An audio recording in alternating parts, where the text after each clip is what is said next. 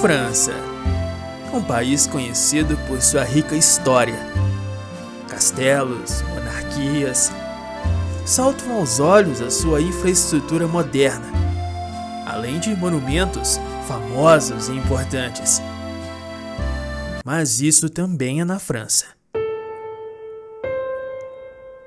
Este, com certeza, não é um lado que um país gostaria de expor ao mundo, principalmente em tempos de festas, quando os olhos estão voltados para o seu território. Menos ainda, quando se levanta bandeiras a respeito dos direitos humanos e de povos nativos em territórios alheios.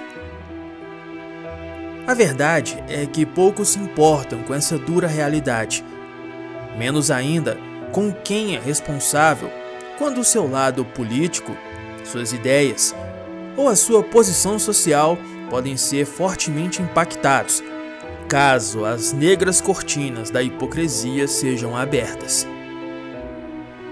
Clique no joinha se você gosta desse tipo de vídeo e apoie meu trabalho.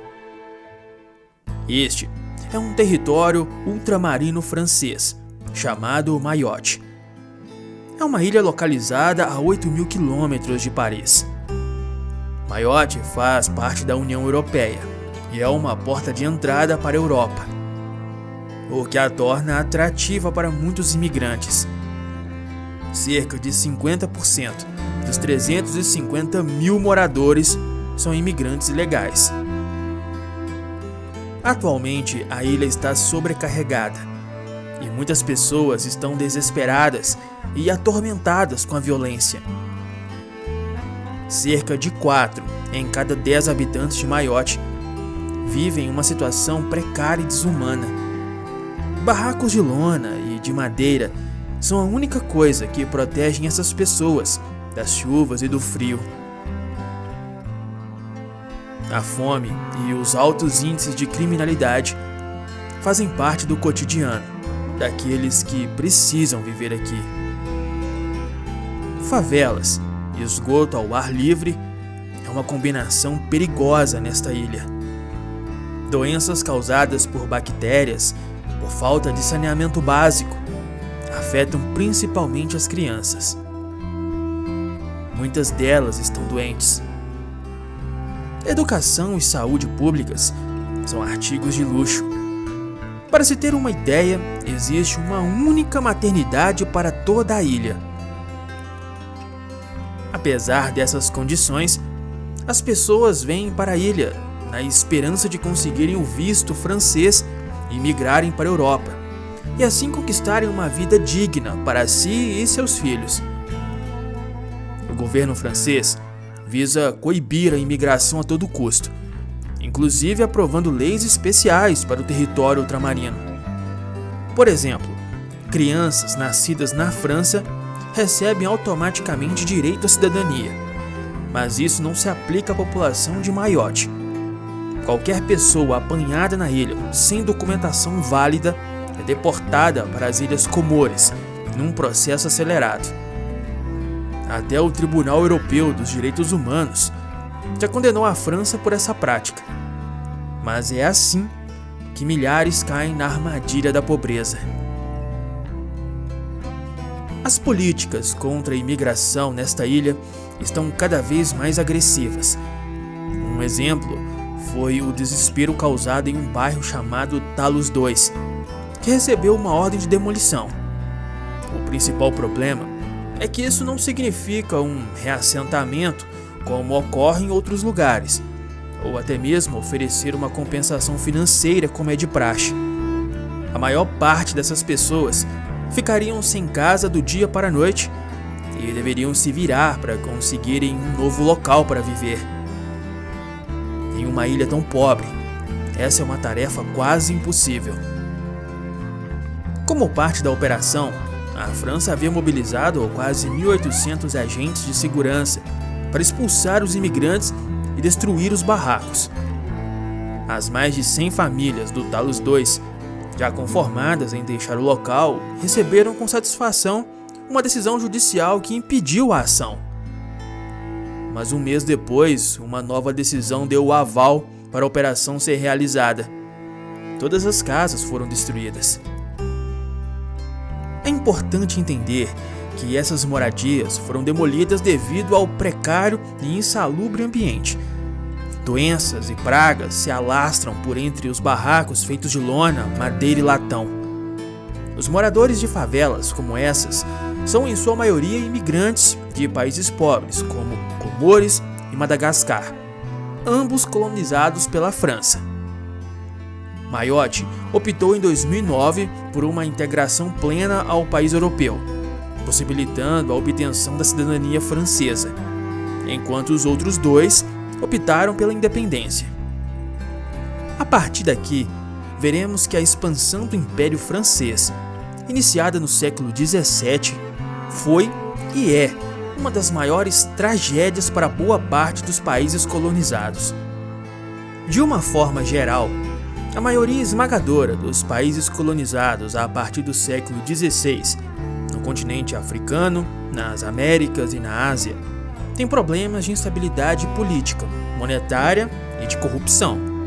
E essas são as principais causas da criminalidade, saúde precarizada, desemprego, péssima educação e vários outros desafios sociais. Se for do interesse de você, caro espectador, farei um vídeo destrinchando esse assunto. Deixe nos comentários. Bem, mas quando o assunto é a colonização francesa, a situação se agrava.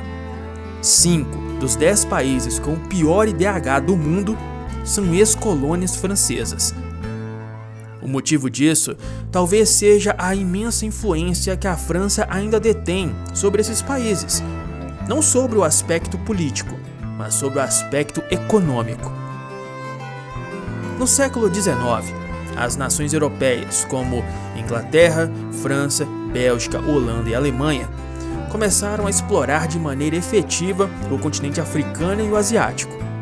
A Revolução Industrial motivou esses países a explorar matérias-primas, especialmente minérios, dentre os quais podemos destacar o ferro, cobre e chumbo, além de produtos de origem agrícola, como algodão e borracha, todos fundamentais para a produção industrial.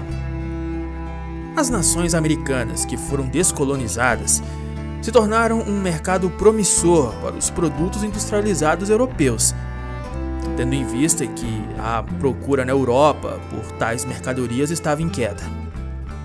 As potências europeias, para garantir matéria-prima, ocuparam os territórios contidos no continente africano. Logo depois, promoveram a partilha do continente entre os principais países europeus da época, dando o direito de explorar a parte que coube a cada nação.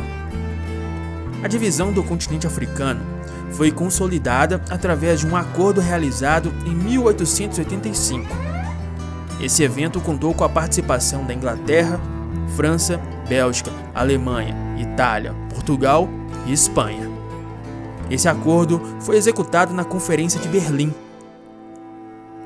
Em 1945, com as colônias francesas ainda intactas, surgiu o Franco CFA, visando estabelecer um sistema monetário comum para as colônias na África. Após os anos de 1960, o colonialismo político foi considerado inaceitável e os territórios franceses na África tornaram-se independentes. Na época, foi estabelecido que, caso um país africano se tornasse independente, ele deveria assinar um acordo de cooperação com a França, estreitando as relações e delineando o futuro da nação, o que incluía a instauração do Franco CFA. A França deixou de ser uma colonizadora política para se tornar uma colonizadora monetária, mantendo-se próxima de suas ex-colônias. A moeda é produzida por 2 bancos, o Banco Central dos Estados da África Ocidental e o Banco da África Central. Para usufruir do Franco CFA, os países africanos precisam depositar 50% das suas reservas financeiras na França, já que o CFA é considerado um benefício. Mas por que aceitar isso? A realidade é que os países que adotaram o Franco CFA têm uma maior estabilidade monetária e integração com o sistema financeiro europeu. Até aqui, parece ser algo positivo para os dois lados, e de fato é, até certo ponto. Durante os 300 anos de presença francesa na África, a instabilidade política, a crise social e econômica foram exacerbadas pela exploração da região. O objetivo da criação da moeda era garantir a estabilidade dos preços das matérias-primas importadas pela França. Afinal, estamos falando de recursos naturais escassos. No Níger, ex-colônia francesa, existem as minas de urânio. Cerca de 2/3 da eletricidade francesa e 1/5 do urânio usado para alimentá-las é proveniente do Níger, em boa parte explorado pela empresa sediada na França, Orano, a segunda maior mineradora de urânio do mundo. Logo, manter a influência nesse país, assim como manter a mão de obra barata, é fundamental. Exemplos como esse existem aos montes. Outro fato curioso é que o primeiro presidente da República do Togo não queria que seu país continuasse sob domínio indireto francês e se recusou a assinar o acordo já mencionado. Contudo, a França exigiu um pagamento cujo montante era tão grande que representava cerca de 40% do orçamento do país em 1963. Segundo eles, era a devolução dos chamados benefícios da colonização francesa. Mais de 7 golpes de Estado foram aplicados nas ex-colônias. A maior parte deles elevou ao poder pessoas alinhadas aos interesses de Paris. Algo bastante estranho. O fato é que hoje a França luta contra a imigração constante em Mayotte, assim como luta contra ela em seu território no continente europeu. O problema de tudo isso é que ao longo dos anos de colonização e de domínio monetário francês sobre seus antigos territórios, transformaram esses países em lugares miseráveis, corruptos. A frequente imigração é uma tentativa dessas pessoas de buscarem um lugar melhor para viver, um futuro digno para os filhos e, acima de tudo, a cobrança de uma dívida, não histórica, mas atual. Nos últimos anos, o sentimento anti-francês nestes territórios vem aumentando exponencialmente, enquanto a aproximação de Rússia e China se torna cada vez mais forte. Espero que, como diz o ditado, não troquem 6 por meia dúzia. Se você chegou até aqui, deixe a sua opinião. Você acredita que existe uma responsabilidade dos países colonizadores para com suas ex-colônias, sobretudo no continente africano?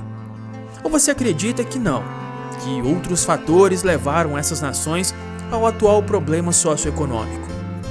Aqui na tela tem outro documentário contando mais um pouco sobre culturas, tradições e a vida selvagem de outro lugar incrível nesse nosso planeta. Basta clicar para assistir. Fiquem com Deus e até um próximo vídeo.